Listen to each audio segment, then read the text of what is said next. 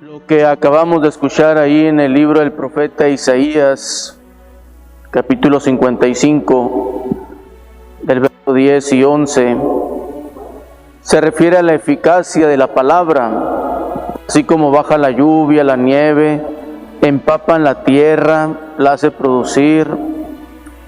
Así de eficaz va a ser la palabra de Dios, dice, y no volverá hasta que cumpla su misión.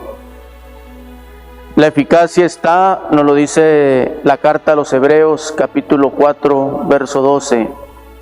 La palabra de Dios es viva y eficaz, más cortante que espada de doble filo, y hasta la médula de los huesos, y descubre las intenciones del corazón. ¿Dónde se cumple efectivamente todo esto? Pues en la persona del mismo Cristo Jesús. Como baja la lluvia, así es su palabra. La palabra eterna del Padre, pues es precisamente con Él desde toda la eternidad. Así comienza el Evangelio de San Juan, capítulo 1, verso 1. En el principio existía la palabra estaba con Dios y la palabra era Dios. Es la palabra eterna del Padre que va a enviar al mundo ciertamente como la semilla que hace germinar. Y lo va a decir ahí en el capítulo 1, verso 14. Y el verbo, la palabra, se hizo carne, puso su morada entre nosotros. Vino a habitar entre nosotros. ¿Y cómo va a terminar Jesús? Precisamente al final de su ministerio, diciendo ahí en Juan 19:30, después de que le dieron a probar vinagre, dice ahí el Evangelio, que Jesús dijo, son las últimas palabras de Jesús: todo está cumplido. Ha cumplido la misión que el Padre le encomendó. Y en el fondo, ¿qué es? Que hizo la voluntad de Él, ¿verdad?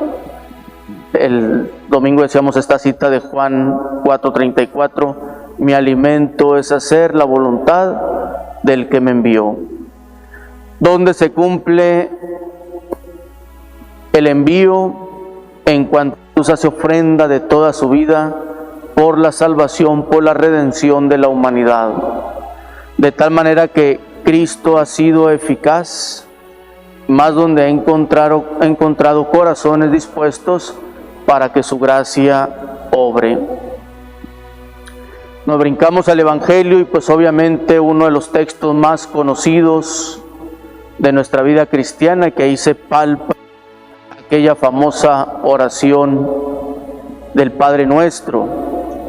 Y hemos comentado en otra ocasión, todo parte de la actitud que debe de tener el creyente en relación con Dios. Aceptar y experimentar que es hijo de un Padre amoroso. Cuando ustedes hagan oración, digan Padre. De ahí parte la auténtica oración, del que se sabe ser hijo, del que experimenta su amor, su ternura, su misericordia, su compasión, y desde ahí trata de llevar precisamente una vida de filiación, es decir, de hijo de Dios, tratando de reflejar precisamente el comportamiento de alguien que le pertenece a Dios. De ahí partiendo, teniendo a Dios como Padre, nos lleva a un contexto comunitario, porque dice inmediatamente nuestro, plural, no es mi Padre exclusivamente, hay muchísimos millones que le dicen Padre. Entonces Él quiere ver en nosotros un contexto de familia, un contexto de hermanos. Tenemos un Padre común, donde a Él le interesa que haya obviamente armonía, concordia, paz, unidad, tranquilidad. Cuando nos alejamos de ese Padre amoroso, ponemos también barreras, distancia con los que son nuestros hermanos. Entonces, no es nomás decir una oración de memoria, es un compromiso, es una responsabilidad, es una actitud de vida, es lo propio de un discípulo. Y más si nos detenemos en aquella expresión donde dice, hágase tu voluntad. ¿Cuál es la voluntad del Padre? Pues a lo largo de las Escrituras nos topamos con expresiones muy fuertes. Voy a mencionar algunas. Por ejemplo, Juan 6:40. La voluntad de mi Padre consiste en que todo el que vea al Hijo y crea en Él, ese tenga la vida eterna. ¿Qué significa? Dios quiere, ahí expresa su voluntad, que creamos en su Hijo, al que ha enviado, y creyendo en Él, pues venga la salvación, vida eterna, y seremos resucitados. Aquel que dice conocer a Dios, pero no acepta a Cristo, no está haciendo la voluntad del Padre.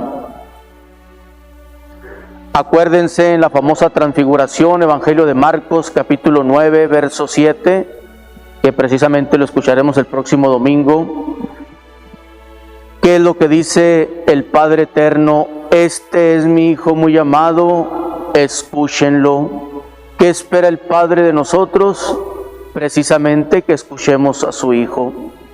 Si no hay esa disposición al Hijo, tampoco estaremos cumpliendo la voluntad del Padre. Hay algunos salmos donde hacen alusión precisamente en la oración, Señor, enséñame a cumplir tu voluntad. Eso es lo que tú quieres. Salmo 140, verso 143, verso 10. Y en el Salmo 40, verso 8 también va a decir por ahí, debo hacer tu voluntad. Eso es lo que deseo, Dios mío. O sea, el creyente auténtico busca lo que es grato a Dios. Cumpliendo su voluntad, es grata la persona a los ojos de nuestro Dios. Por eso Jesús va a decir ahí en Mateo 7:21, ¿verdad? No todo el que diga Señor, Señor, va a entrar al reino de los cielos. Y específicamente lo acentúa así, sino el que cumpla la voluntad de mi Padre que está en los cielos. ¿Qué le pedimos al Señor en este martes primero de la semana de Cuaresma? Que con su gracia, con la luz de su palabra, nos ayude precisamente a cumplir la voluntad del Padre. Que a ejemplo de Jesús, porque fue perfectísimo en la manera de obedecerlo, por lo menos hagamos el intento día con día, en lo que esté a nuestro alcance, de buen corazón, hacer lo que le agrada a nuestro Dios.